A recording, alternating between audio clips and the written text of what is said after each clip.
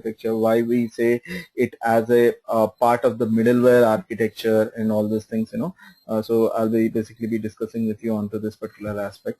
Like basically,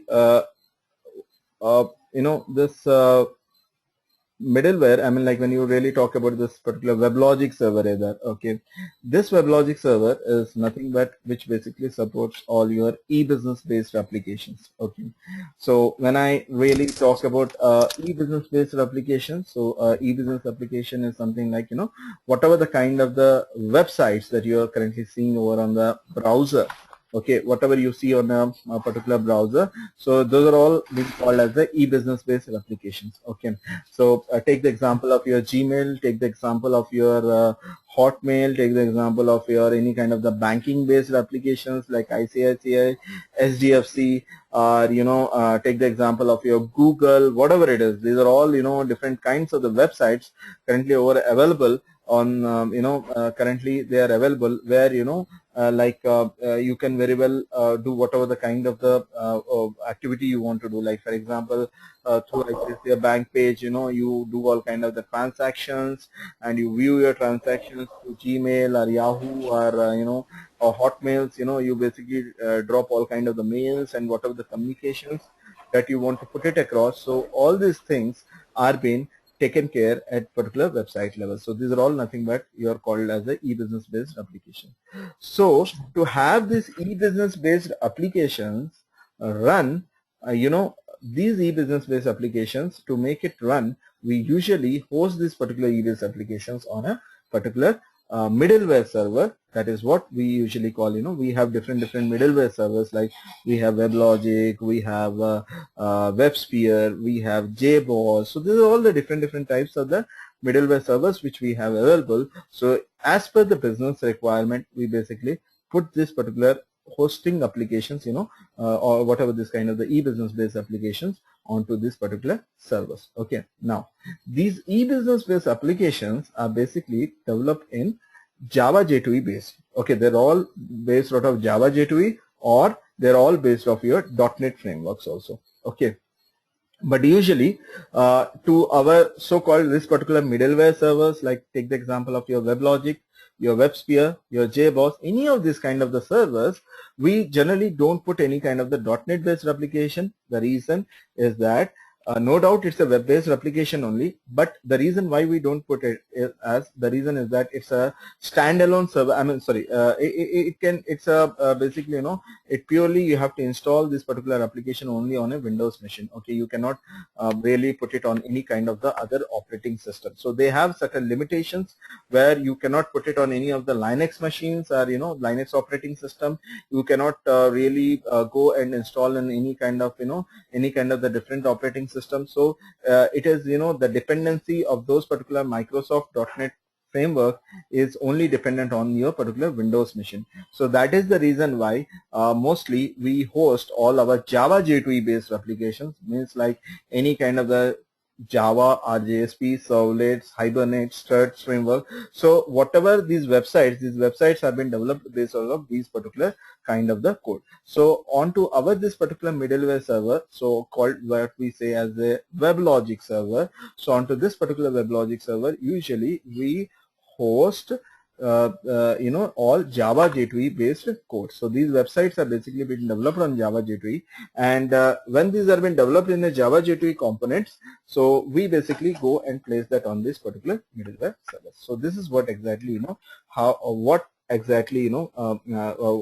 WebLogic server basically works. Okay, is it clear? You got some idea on this? Sai or Karthik, you have do you have any questions on this till now?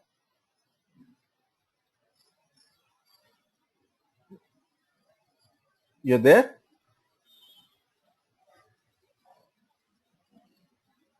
Hello? Hi. No, we don't have any doubts. Okay, okay. Yeah, good. You can't hear us? Yeah, I can hear you. Okay, fine, thanks. Okay, so today I'm going to basically discuss on, as this is the start of our class, before I jump into, like explain you completely and doing the practical part on the WebLogic side, okay, before that, I would like to give you, give you a quick overview on, where exactly this middleware server come into the picture, how basically, the request and the response have been served, how basically, the architecture is basically defined, so that, you are completely aware of that, and so that slowly we can proceed towards the architecture part of the WebLogic server, and slowly we can go with the other steps.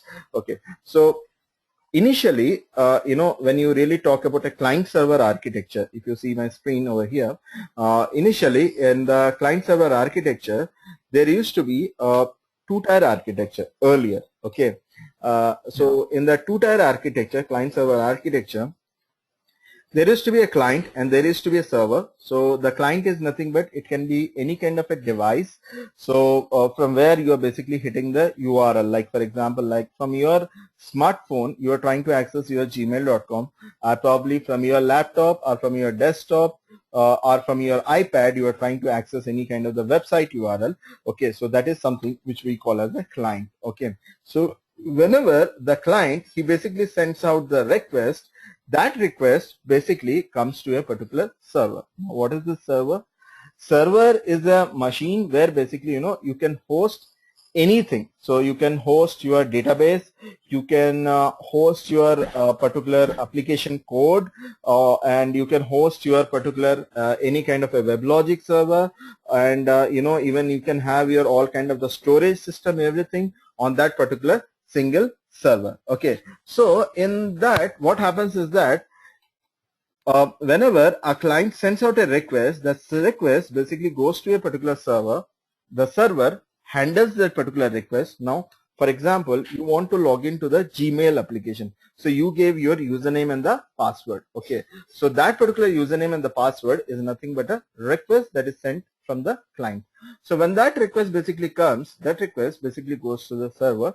So your server picks up that particular request. It now has to do the authentication. Okay, so when it has to do the authentication, that request will be sent to the database, probably because my database is having the information related to your username and the password. Okay, so the Gmail code that I have developed, there I have written a code where it connects to the database to the string values that has basically come across from the browser. Okay, so when that particular authentication is successful, so the server, it checks within the database, it tries to identify what information or what authentication needs to be done. When the authentication is successful, immediately the server sends back the response to the client saying like, boss, you can now log in. So you immediately will be logging into your Gmail page, where you will see a welcome screen and all those things, and your inbox completely gets loaded. Okay, so this is how your client and server request and response is happening. Now, what earlier used to happen in this two-tier architecture was, this server, what you're seeing over here, this server used to have the database. This server also used to have everything in place, like your data server was there, your application server was there on the same machine, your code is also been deployed on the same machine. So that is something very risky kind of the thing. Why? The reason is that, one, for example, take the Gmail. There are billions of the people who basically access this particular Gmail application.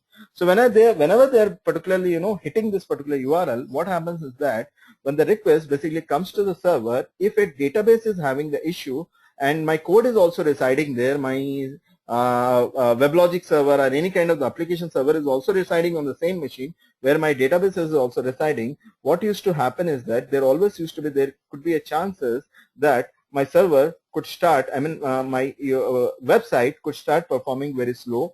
There could be a chances that due to the heavy load, there could be a chances that my, either my server or probably, my database or even the entire box itself only could crash at any particular point of time.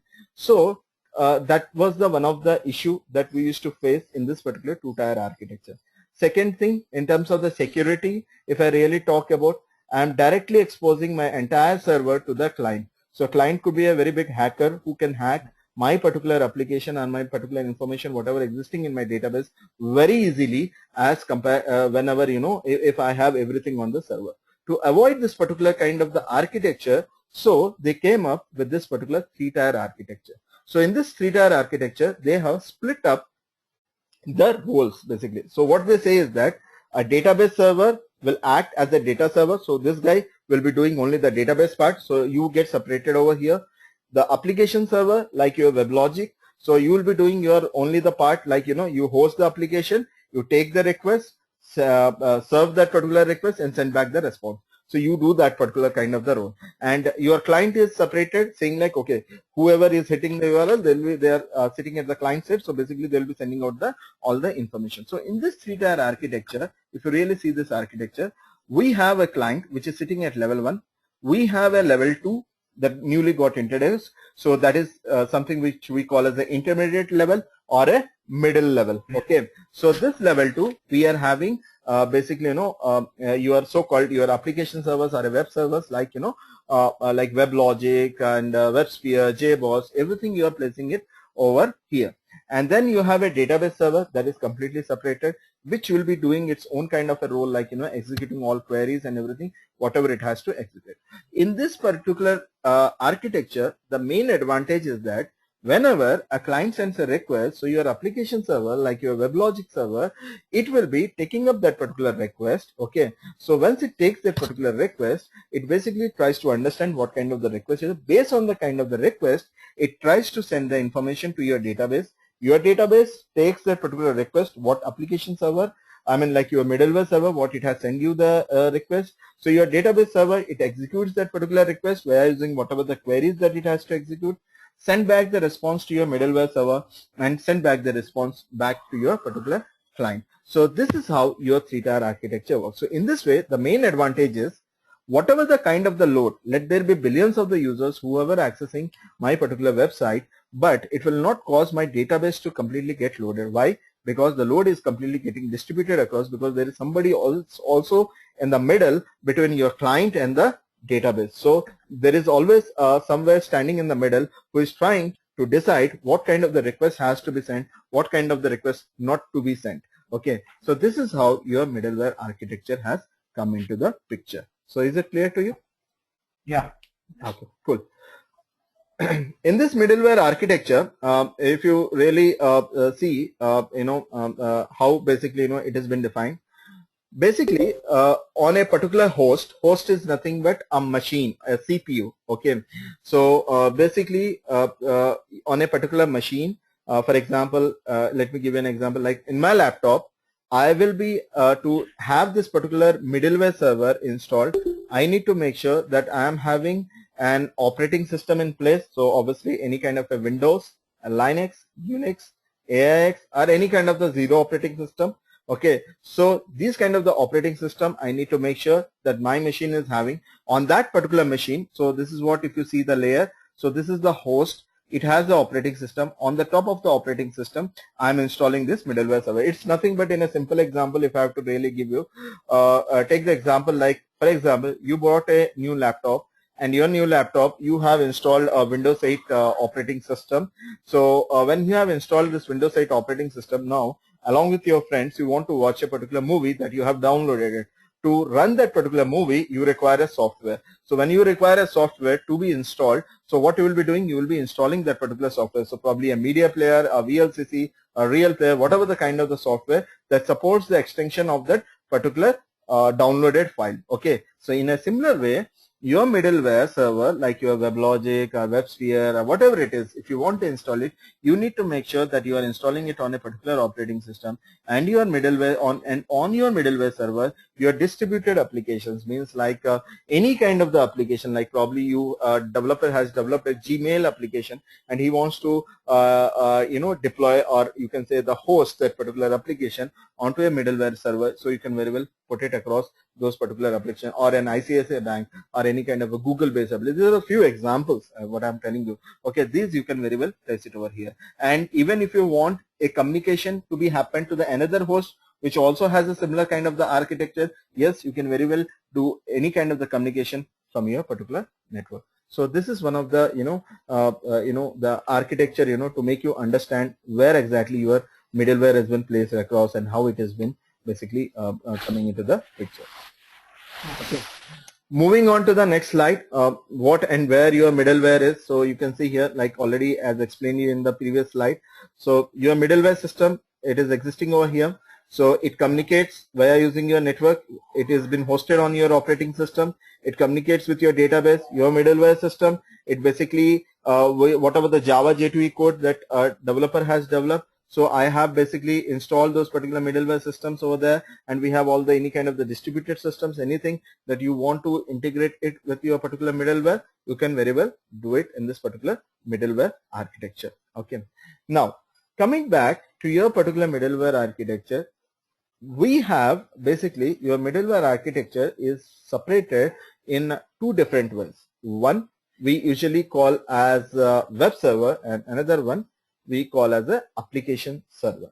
Okay, so let me tell you what is the difference between a web server and what is the difference between an application server. So let me open one notepad. So if you really talk about, as I was telling you, basically if you really go your middleware architecture, it is composed of a web server, and then it is composed of a application server. Okay. So when I talk about a web server, what is a web server? So a web server is the one which basically handles all your HTTP and HTTPS request. Okay, so when I really say a HTTP or HTTPS request, that is nothing but a medium through which how you can communicate your so whatever the client basically hits over the browser, okay, that particular communication is been done via your HTTP and HTTPS, means like hypertext transport protocol. So that is a particular protocol which you use it to make a communication between your client and the server. Okay, and that you will be using at your particular browser level. Okay. And your application server is also the one which also handles your HTTP and HTTPS request. Okay. So now where exactly the difference is coming, I'll tell you that. So your web server is the one, apart from handling the HTTP and HTTPS request, it is the one which basically handles all kind of your static contents. Okay. And when I talk to you about your web application server, it is the one which handles all my dynamic content, nothing but which we call as a weekend. It basically handles all our business logics. Okay, so there is a difference over here. When I really say application server handling a business logic and web server handling a static content, what actually it means is that your application server is the one, where basically you install any kind of Java J2E code. Okay, so your Java J2E, when I really say your Java J2E deals with all kind of the JSPs, all kind of the servlets, it deals with all kind of your EJBs, it deals with your all kind of the Spring framework, it deals with your all kind of the Hibernate framework. So these are the different types of the the frameworks, or you can say the components that are available as a part of the Java J2E, where you write down all your business logic. So writing down a business logic means it's a simple thing. For example, I want to write something where I want to write some query. For example, take the example like I was just few minutes back I was giving you the example of gmail.com application. I was saying to you that you hit a gmail.com application. After that, you give a username and the password. Then I said like basically the request will be coming to your application server, and your application server, it will pick up that request and it will try to authenticate the information from the database whether this user is the right person to be logged into this account or not. Based on the kind of the response, your application server sends back the information to the client. Now, how does an application server really know how to communicate to that particular database? How does an application server know what kind of the query needs to be executed? How does really it comes to know? It comes to know from the code, the Java J2E code that I have deployed, or you can say hosted on that particular application server. So that code, what happens is that when the request basically comes to your application server, the code that is deployed in that particular application, it basically picks up that particular information, what the request it has come. The code tries to establish the connection with the database, and now it has to check whether this user is authenticated or not. So in the code, a developer basically writes a particular query saying like select start from for example, like from this particular table and saying like authentication ID is equal to whatever the parameter that has come from the browser. Means the client has given, for example, take the example like Karthik is there. He has given the username as Karthik and password as some XYZ. So it will be trying to get that particular parameter Karthik and the parameter as the password as XYZ. So what happens is that it tries whatever the parameter that has come, it will be implementing in that particular query. So already the database connection has established. So that query gets executed at your database level. So and immediately whatever the result that your database is providing, that information it is sent back at within your code level. So your servlet or something, it is the one who will be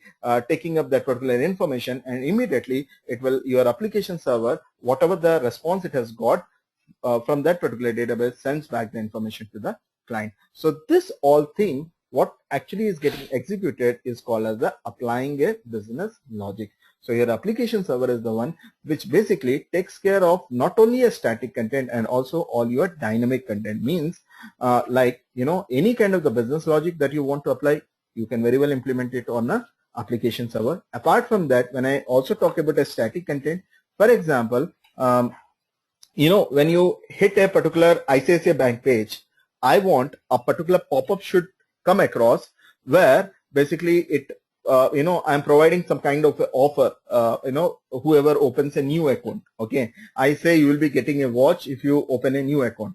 I want to make it as a pop-up, a HTML pop-up as and when you enter ICICIbank.com. It should immediately flash you up. So if that is something a static information, because HTML is considered to be a static information.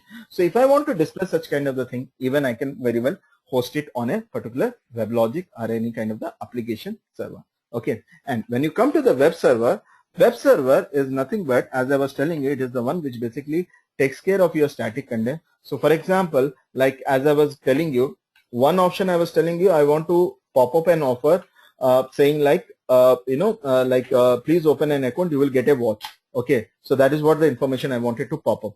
That if I want, I can very well put it at the application server level. But even if I want, I can put that particular information even at the web server level also. And what I can do is that as and when a request basically comes, I can ask the web server to immediately pop up that message and just send back the response to the application server. Now, how your web server and your application server communicate? Usually in a client and server architecture, whenever your client basically sends the information, it basically goes to the DNS. I'll talk to you on this DNS later on. Okay, so just for your understanding, it basically goes to the DNS. From the DNS, I can very well put a web server in place, and then I can put a application server as an backend, and I can put a database server, which will be the final one, which will be serving all my requests. So your web server always stands as a front end to your particular application server. So why do you want a web server? The reason is that application server, no doubt, it has all the features of load balancing, failover. No doubt, it's a very good in terms of the load balancing. But still, if like the applications like very secured applications, like ICICI Bank and all this kind of the banking domain based applications, if I want my application server to be more secured, I don't want unnecessary to be projected in front of the outer world. So if I want to do that, in that case, I can very well put a web server in as a front end to my application server, where my web server will be the one who will be serving all kind of the requests and the response. Okay, and accordingly it will be redirecting the information to my application server, and then my application server communicates with my database. So this is how the communication basically happens. So you understood? Yeah. Okay. And I have one question. Yeah, please go ahead. DNS is also a server, right?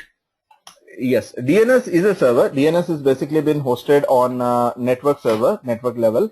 Okay, so like basically the scenario with DNS is that whatever the URL that you hit, okay, there is a designated IP being assigned to it. Okay, so when you hit that particular URL, that IP basically, how will that, you might be sitting at some other location, you might be sitting in using some different network. And probably my web server and my application servers, they would be residing on some different IP address and totally in a different network. Okay, but still you're going to you want to access that. So first of all, I need to make sure whatever the URL you are hitting. So for me, I mean, like it is like, you know, for a web server or a application server to contact the request that is coming from the client is nothing but one of the common point, that is something we call as the IP address. So if you are hitting Yeah. the application URL like gmail.com, so from there I will be coming to know that what is the IP address of that. So that IP is usually been resolved at the DNS level. So your DNS, once it resolves the IP, so again, you know, you have different kind of the range that is available. Like, you know, we have a VLAN range. So there will be a parent IP. Under that parent IP, we'll be having one of many child IPs. So within that particular range, it tries to find out the respective IP, and based on that, you know, based on that particular IP, it then comes to know, okay, where the next request should be going. Okay, so based on that, your request comes to your web server, and then it comes to your application server. That that network level architecture I'll discuss with you in the next class, okay, because, you know, that goes with more detail. I don't want to confuse you with the current topic, but just for your understanding, like, you know, this is how basically, you know, your client, this is a kind of an overview, basically how your client basically, so a client, he sends a request, it comes to your basically, you know, your web server or your middleware server. Actually, the term we call as a middleware server. So your middleware server comes again, gets, you know, separated with two things, that is web server, application server. So your request, when it comes, if it has to go to the web server, it will go to the web server, then to the application server, then to the database. Or when the request comes from the client, if it has to go to your application server, it will go to the application server, then to your particular database. So this is how your web server and application server basically works. And your web server is usually considered to be as lightweight based server, and your what is that, application server is considered to be a heavy weight based server. Okay, so this is the difference what we have actually. Okay, so because so this is the difference. If you want in future, like sometimes, you know, generally we don't do it, but even, you know, sometimes few of the web servers we also you know, sometimes want to put some kind of the dynamic contents over there. So in that particular case, you need to enable, there are certain plugins are there, for example, like some plugins are there which you need to enable to make that particular web server to work as an application server. So you need to enable that one separately, but by default your web server is considered to be a lightweight based server, okay, which can which basically serves all your requests and the response, okay, and can redirect all your requests and everything whatever you want to do. And also onto the security part, your web server is one of the best feature. It can work as a load balancer, which can take care not only of the security but also on the load balancing side, okay. And apart from that, I'll tell you what are the things that come as a web server, what are the things that what are the different softwares that are available as a part of the web server, what are available as a part of the application server. In web server, we generally have Apache. We use these things, Apache. We have iPlanet. We have what is that, I can call as a Oracle HTTP server, okay. We have like apart from Oracle HTTP server, we have IaaS in place. We have next what I can say, IaaS and um, I'm forgetting few names. Yeah, IHS, IBM HTTP server. So these are all the few web servers that are currently available. Okay, as they purely work as a web servers. Okay, in the market. And coming to the application servers, we have WebLogic. Okay, and then we have WebSphere. Okay, so we have a WebSphere application server. We have what is that we call as JBoss. Okay, we have JBoss. So these are the certain application servers which are currently part of available as a middleware component. So these are all the different middleware components which we have. Okay, so if you really talk about the basically like the compatibility part, so you can use Apache web server with any of this WebLogic, WebSphere and JBoss. You can use iPlanet with your particular WebLogic server. You can use Oracle HTTP server, okay, along with your WebLogic server. You can use IaaS. IaaS is very specific to the Windows. you cannot host it on any of the other operating system apart from the Windows. So IaaS, we mostly use it either if you want, you can communicate to WebLogic server. I don't say that you cannot do that, but mostly we use IaaS to communicate to all kind of the .NET framework based application, because with using .NET also you can serve all kind of the request and the response. Okay, I mean, like, you can use that also as a website. Okay, but because your .NET is very specific to the Windows and your IaaS is also very specific to the Windows, mostly the request goes from the IaaS to any kind of the .NET based application. Or else, if you want, even sometimes you'll be finding, like, the IaaS also sending the request anything to like JBoss or WebSphere or to the WebLogic. Sometimes it depends on the client requirement. It basically, we also install this particular part. IHS, IBM HTTP server, that is what the full form is. It's a product of the IBM. Okay, so this IHS can be integrated along with any kind of your WebLogic, WebSphere, and JBoss. Mostly IHS is integrated with the WebSphere, mostly, because it is a product of the IBM, and your WebSphere application server, it is also a product of the IBM. So that's the reason why mostly people use IHS along with the WebSphere. But WebLogic, as it is a product of the Oracle, iPlanet, Oracle HTTP server, these two are now the product of the Oracle only. So these two are very much used with the WebLogic server. And one more thing, mostly you will see in the companies is the Apache. So mostly people use Apache, as a web server, as a front-end tool to your particular WebLogic server. But Apache is considered to be an open source. It's so open source. It's not, it is not actually, related to any company or anything. It was basically, some of the university students. It's a Apache Foundation. That is what it is. So some of the university students, they have basically, developed this particular Apache web server, and it has been very widely being used in the market. Okay, so that is what it is. So any questions till now? No, we are good. Okay, fine. So if you see this middleware architecture, that is whatever I have explained you in this PPT, that is what it has been shown over here. So you have these external devices which communicate via using your firewall. You can see this green color patch, and when it communicates with your web server, and your web server with the help of the router. So basically it has all the information where it has to connect to that particular application server. So it communicates to your application server, and finally your application server communicates to your particular database, and this is how basically our communication usually happens. So this is how your middleware architecture basically works. So is it clear to you? Okay. And okay, now coming back, so this is all what actually today I wanted to discuss with you, to give you a quick overview, kind of the thing, to make you understand like how our middleware architecture usually works. Just give me a second.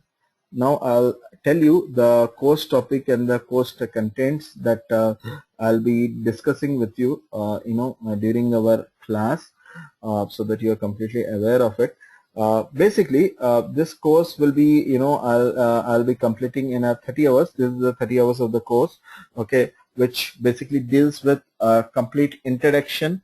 Okay, giving you till now, like, this is also part of the introduction only, because this I made you aware because you are not actually from any of the background of the middleware or anything. So it is very much important for you to understand what actually the architecture is. Okay, then only you can understand the rest of the things. Okay, so I will be discussing with you on the introduction part again.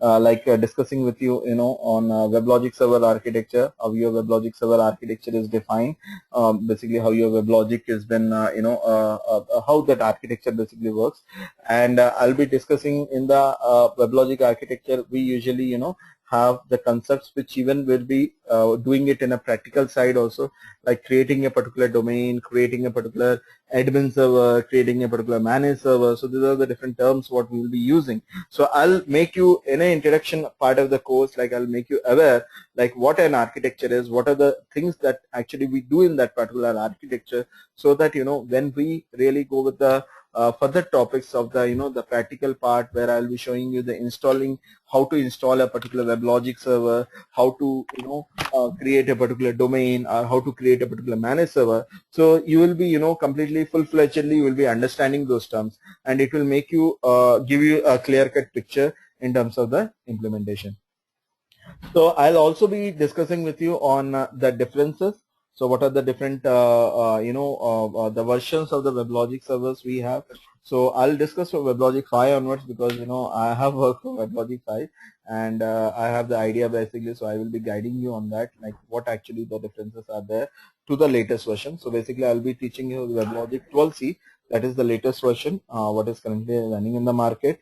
So but simultaneously I'll be making you aware of the differences also, what is there in 11G currently, like 11G and 12C, these two are the versions currently used in the market. So you would be completely be coming to know like the differences between 11G and a 12C. Okay, and the next thing what I'll be discussing with you will be on the installation part, how to do the installation of the WebLogic server and all those things, so how to install a product, and after installing the product, how to create a particular domain. So that is one thing I'll be explaining you. And then there is one concept called as a boot.properties. It's not like, it is a location where you'll be storing your username and the password. But apart from that, I'll be giving you some of the real-time scenarios, like like for example, if some of the you forget the username and the password and you have to start the server but you cannot start it, or probably the file that basically picks up this particular boot.properties file, it got corrupted or something like that. So what you will be doing, and you don't really remember the username and the password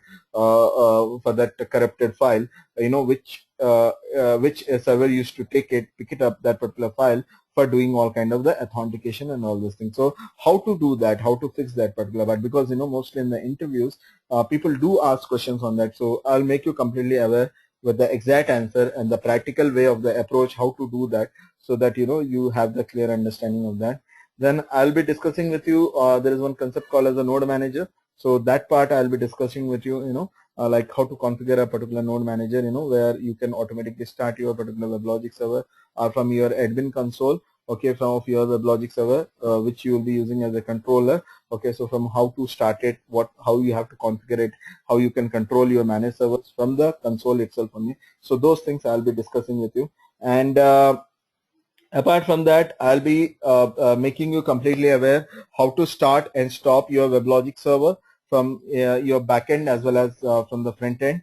And apart from that, one thing I forgot to tell you, the installation part of the WebLogic server, one thing I'll be showing you, like how to install, not only, this installation, I'll be showing you over on the Windows as well as on the Linux environment also. I'll be showing you on the both environments, so that because mostly in the market we use in the companies, mostly people use Linux environment. Okay, so with this Linux, like you will be completely be coming to know, you will be aware of how to use the Linux softwares, basically, like sorry, the Linux commands and all those things, what you have to do, so that it will be really be helpful in terms of, like because you guys are the freshers, and when you go for a job hunt or something like that, so it will be very easy for you to answer to their questions. So I'll be making it even a scenario based also. I'll be giving you the showing you, and also I'll be giving you the real-time examples also related to this. Okay, and one of the important topic where entire world revolves is, that is cluster, because whatever the websites that you basically make run on the browser, okay, those websites actually every business team, they want their application to be highly available. To make that particular application high availability, because nobody wants a downtime, because it will be a loss for them. So that is where exactly your cluster comes into the picture. So that is one topic that I'll be discussing with you. So in this, like, we have lots of things like algorithms are there, how to do the failover and all those things. So these things I'll be explaining you completely. And there is one more topic called as a server migration. This is a part of the clustering only. Okay, so basically, like, what if the case if your machine completely goes down and all those things, how does automatic server migration happen? Those part I will be explaining you. And then I will be discussing with you on the deployment, so how to deploy a particular application. So different ways are there, and also usually we deploy the code basically. So there are some kind of the formats are there which we deploy. So I'll explain you those particular formats like war, year, and all those things. So I'll explain you the architecture part also of that, so that tomorrow what happens is, in real time, when you really go, when you are deploying any application, sometimes you may be facing some kind of the deployment issues. So at least if you know the coding level part, you should not be doing the coding level part. If you know only at least the architecture, at least you can inform to the developer, say him like, boss, there is some problem with your code, so please go and fix that particular issue. Okay, and then I'll be discussing with you how to I'll show you how to establish a connection from your WebLogic server to your particular database. So that is something which we call as a JDBC. I'll be discussing with you on the JMS part, Java messaging services. So Java messaging is nothing but whatever the mailing system or whatever you're seeing, the messaging system. If you want to communicate, how you will be executing that particular JMS part, that is one thing which I'll be showing you. And server security. Okay, so like at the WebLogic server console level, for example, somebody comes to you and he says, boss, I just want to have one.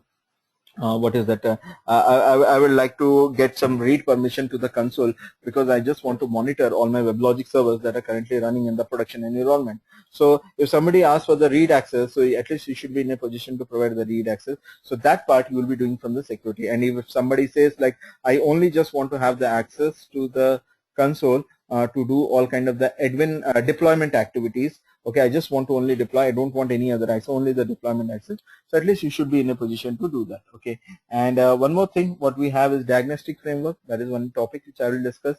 So this diagnostic framework, it basically deals with, in terms of like, it's just like a monitoring tool which we use to monitor all our WebLogic servers to, if I want to see like how the memory consumption is happening, or, I just want to view one of my old log files, somebody asked me like, could you please provide me the data? I have some issue. So I just want to see like, I want to know on that particular date I was having the issue. Could you please help me in, troubleshooting that particular issue? So that is where exactly your diagnostic framework comes into the picture. Okay. And after this particular diagnostic framework, I'll be discussing with you is a WebLogic scripting tool. It's like, it's a like I'll be showing you the command line part where how to it's basically been written in a Python language. So I'll be basically be showing you like how to basically write those particular commands. Even so, via using scripting tool also, you can very well create a domain and all this thing. So basically we use this. For example, you want to automate something, you want to write a particular script where you want to automate, where it should automatically create a domain and all this thing without your interruption. Okay, you just want to execute simply a particular script with all whatever the parameters that you have passed. So that part you can very well do with the help of your WebLogic scripting tool. And in the meantime, I'll be discussing with you a few of the topics related with performance tuning anyway, but the one of the topic that will be our last topic would be the performance tuning part. So I'll give you all the real-time examples, real-time scenarios, like what kind of the issue comes, what you have to do in any kind of the situation when you face such kind of the issue, so that tomorrow in an interview if somebody asks what issues did you face, you would be in a position to explain him like, yes, this is what exactly the issue can come, and we have to act in this way while handling that particular kind of the issue. And the final one, I'll be showing you like how to integrate your web server with your particular WebLogic server. So I'll be giving an example of an Apache where I will just compile an Apache, install an Apache, and I will just show you how to integrate that particular Apache to your particular WebLogic server. So these are the course topics that I will be covering. So while executing this course topic, I will be making you to also work on the practical side also. Okay, so once if I am explaining you today how to do the installation, immediately the next day I'll be making sure that you guys are well aware with that particular installation. So this is what how the topics that I will be covering. So any doubts, any questions you have with regard to the contents? No. Okay. No, good. Okay, fine. Okay, fine. Fine then. I mean, like this is all what I have for today onto the introduction part, which I wanted to cover for you. So Sai and Karthik, like tomorrow we'll have the class at the same time what you have joined. Okay. So I'll discuss tomorrow with you on the WebLogic server architecture completely. Okay. So that the next class, the other next class, we can go with the installation part. Okay. Is it fine? Okay. Okay. Fine then. Yeah. Okay, bye. Okay, fine. Thanks, Karthik. Thanks, Sai, for your time. Okay. Yeah. Thank you. Good night. Yeah.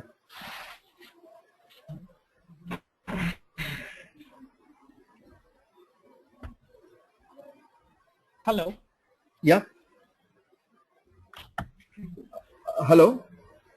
Can you hear me? Yeah, I'm able to hear you. Yes. Can you hear me? Yes, I'm able to hear. Yeah. Are you providing any Linux? Yes, for them to practice on something. Are you providing any Linux build that they can use with the Actually, yeah. VMware? No, actually that part I have to discuss with you. Actually, they need to download the VMware basically. Actually, if you want, I can provide it, but either you need to provide me some location, where I can place it. I don't think I can send it via mail. Only that Linux, Oracle, Just, WebLogic, all those things, I can get them downloaded from the Oracle site. But oh yeah, yeah. yeah, So, yeah, that's fine. I have actually, actually, yeah, you I have? have a build actually. I will give it to them. Yeah, that would I be do really. have one is on.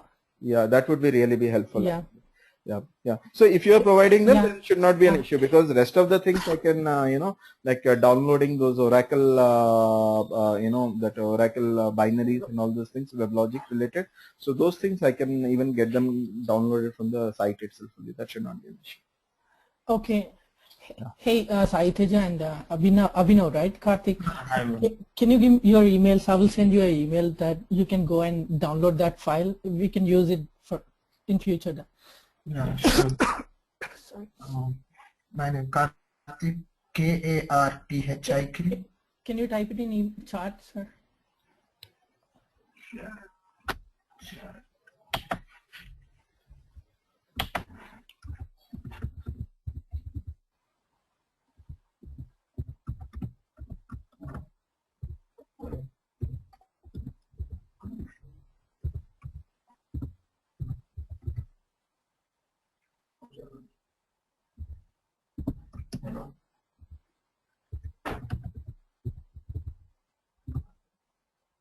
One is enough, bro, or you want size also? Yeah. If you guys want, if you have 2 laptops and you guys are practicing alone, then I'll. Okay, one is enough. We just have one PC. Okay. Okay, bro. Thank you. Okay, I'll sending you now, and you can also download the VMware. VMware, it's a visual machine, right, to run the other operating system. Right, exactly. So you can run this. I think I have that one, bro, but Okay. not a problem. You can Okay. send me. Okay, all right. Yeah. And Vijay, one more thing regarding, I just wanted to check with you regarding sharing those run books and whatever the documents that I'll be going through and sending them the PDFs and other related files. So do you want me to send it to you or the mail ID through which our communication is happening, or I can have to send it directly to them? How you want me to do it? Actually, I think we have a let me see. We have a meeting request in Gmail, right? You can respond to that. I think we have all email recipients in that email, so it would be nice, everybody aware of it. Yeah. I think that's a group email, I think, right? And so, yeah, sure. I'll respond back to that only with the related documents, so that you can share it with the respective students accordingly. Okay, thank you. Yeah. Fine then. So we'll meet tomorrow again at the same time, Sai and Karthik. Okay?